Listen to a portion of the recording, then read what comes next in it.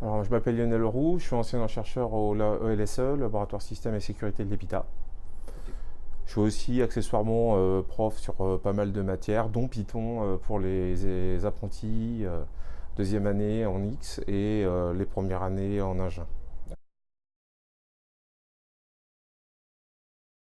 Alors, j'ai présenté un DSL with Piercer. En fait, l'idée, c'est de présenter un module qui s'appelle Piercer qui permet de d'écrire des compilateurs au besoin pour ce qu'on appelle des DSL, c'est-à-dire des langages spécifiques à un domaine métier sous-entend.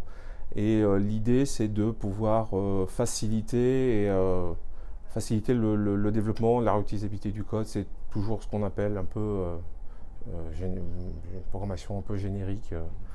Ce qu'on appelle de manière plus générale, c'est de l'ingénierie des méthodes. Donc l'idée, c'est d'avoir, de représenter un domaine métier sous forme de petits langages et du coup, écrire des compilateurs qui permettent de, par exemple, générer toute une partie d'une application autour de ce langage-là. Et ce langage-là, du coup, ça devient quelque chose qui est très proche d'une spécification et moins du pur code. Et ce qui fait qu'on s'abstrait de toutes les problématiques relatives à l'informatique et on n'a plus qu'à écrire l'aspect vraiment spécifique et surtout euh, les exigences, comme on dit, logicielles. Donc, en termes de sécurité, de productivité, c'est un gain, quoi. Alors en fait, il y a deux manières de faire des DSL en Python. Il y a ce qu'on appelle le DSL embarqué, c'est-à-dire en utilisant les fonctionnalités et l'expressivité du langage Python.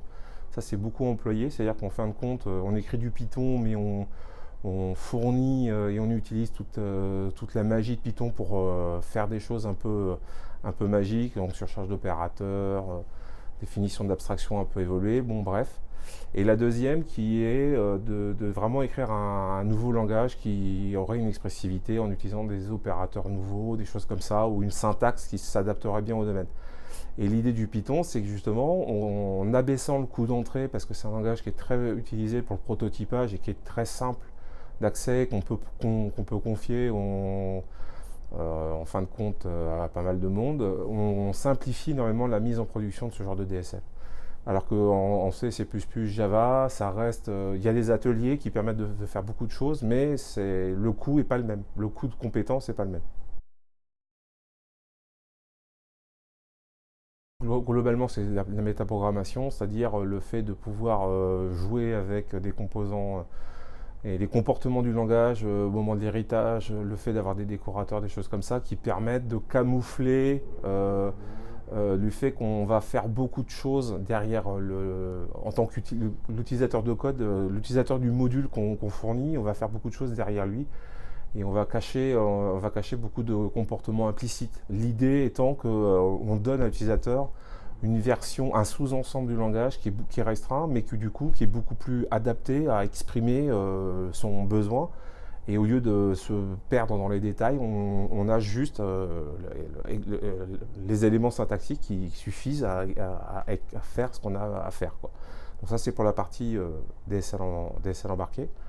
Et puis pour un langage en tant que langage, c'est la même logique, sauf que l'idée, c'est qu'on pense avec un langage. C'est-à-dire que la syntaxe et la manière de penser, c'est lié. Donc avoir une syntaxe, avoir des opérateurs, avoir des symboles qui est proche de la manière dont on pense le domaine et ou aussi par rapport à à des habitudes qui étaient préexistantes et de garder ces habitudes de représentation, de symboles, bah, ça permet de garder ce pont-là et c'est un plus.